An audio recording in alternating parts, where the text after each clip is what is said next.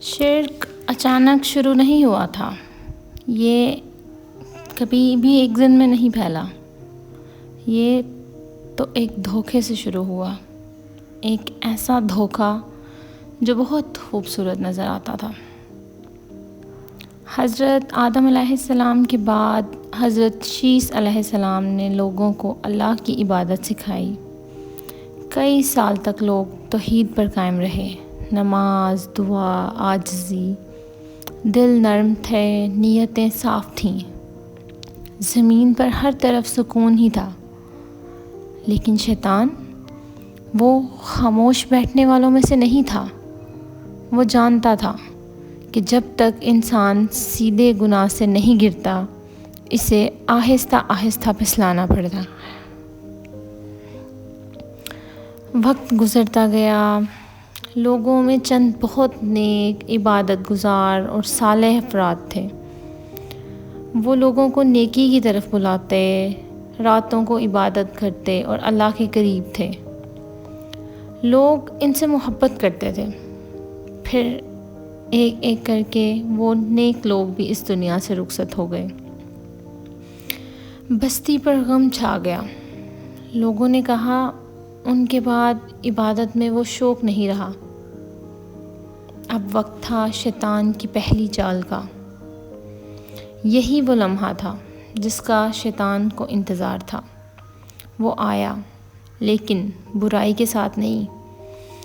اس نے لوگوں کے دلوں میں وہم ڈالا، وسوسہ ڈالا کہ اگر تم ان نیک لوگوں کی یاد میں ان کی شکل کے نشان یا مجسمے بنا ڈالو تو تم جب بھی انہیں دیکھو گے تمہیں عبادت یاد آئے گی۔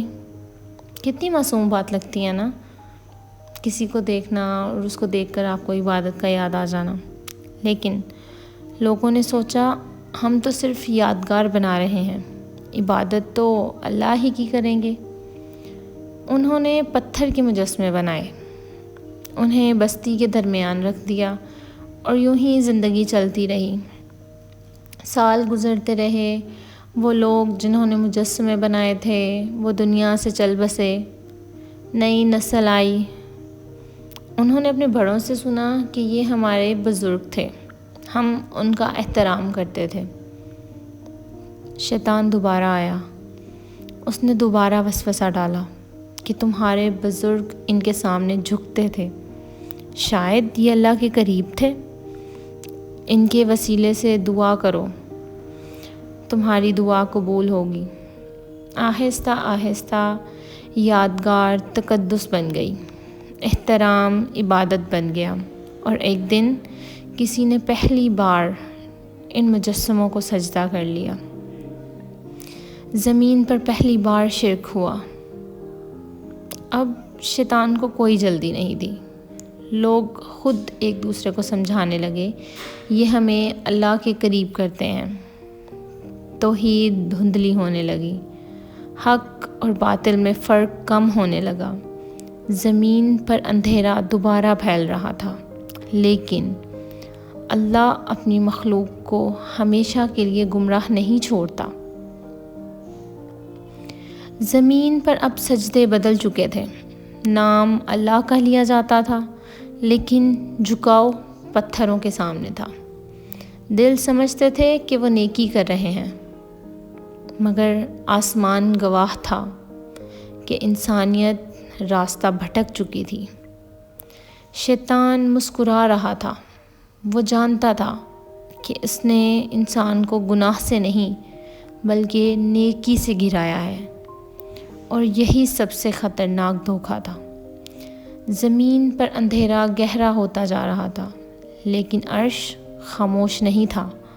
اللہ نے فیصلہ فرما لیا تھا، اب ایک آواز اٹھے گی جو صدیوں تک گونجے گی، ایک شخص جو تنہا کھڑا ہوگا لیکن سچ پر قائم ہوگا۔ وہ 950 سال تک پکارے گا، اللہ کی عبادت کرو، مگر لوگ سنیں گے یا انکار کریں گے۔ طوفان آنے والا تھا،